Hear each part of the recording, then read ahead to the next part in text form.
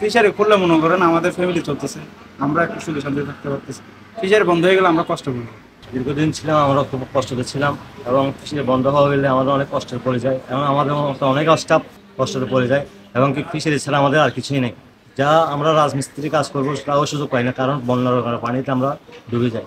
সেই জন্য ফিশারি খুললে আমাদের একটু ইনকাম হয়, আমরা চলাফেরা ভালো করে করতে পারি, ফ্যামিলি নিয়ে সুখে শান্তিতে চলতে পারি।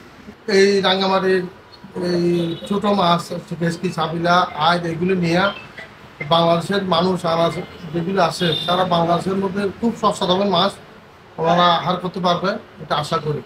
আমরা মনে করতেছি এই যে পানি বাড়ার ফলে এবং মাছের যে গুণগত মান এটা পুষ্টিকর হয়েছে এবং বড় হয়েছে, সেই তরিকে ভালোভাবে মাছ ধরা পাবে এবং আমাদের জেলেদের থেকে আমরা যেটুকু জানতে পেরেছি অত্যন্ত তারাও খুশি এবং পানির লভ্যতা বৃদ্ধি পাওয়ার কারণে তারা মনে করতেছেন লেগে প্রচুর পরিমাণ মাছ হবে।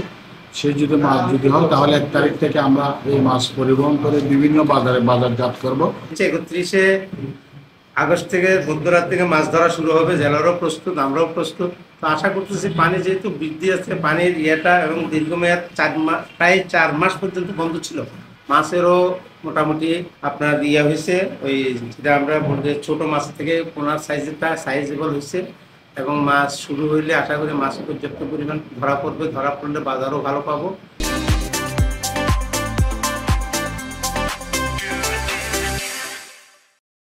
বর্তমানে গত 25 দিন আগে লেক খোলার সিদ্ধান্ত ছিল, আমরা ব্যবসায়ীরা একমত হয়ে আমরাই নিজেরাই সিদ্ধান্ত নিয়েছি আরও কিছুদিন পিছিয়ে যাক। 1 মাস বলছিলাম, এটা 25 দিন পেছিয়ে দিচ্ছে।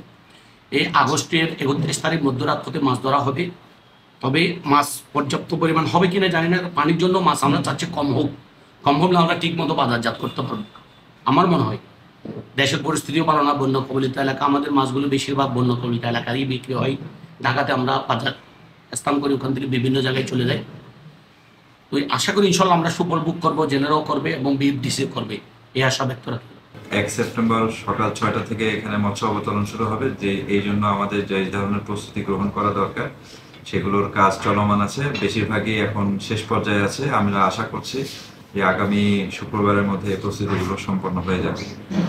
লক্ষ্যমাত্রা যেটা আমাদের সরকার থেকে একটা লক্ষ্যমাত্রা দেওয়া হয়েছে, বাট আমাদের মূল লক্ষ্যমাত্রা হচ্ছে এখানে সারা বছর ধরে যাতে মৎস্য অবতরণটা একই হারে থাকে, সেই জন্যই আমরা মৎস্য অবতরণ এবং আহরণটা যথাসম্ভব নিয়ন্ত্রণের মধ্যে রেখে সকল উপকারভোগীদেরকে সাথে রেখে যাতে আমাদের লক্ষ্যমাত্রাটা অর্জন করতে যে পদক্ষেপগুলো গ্রহণ করা দরকার, আমরা সকল অংশীজনের সাথে আলোচনা করে সেই ধরনের পদক্ষেপগুলো গ্রহণ করেছি।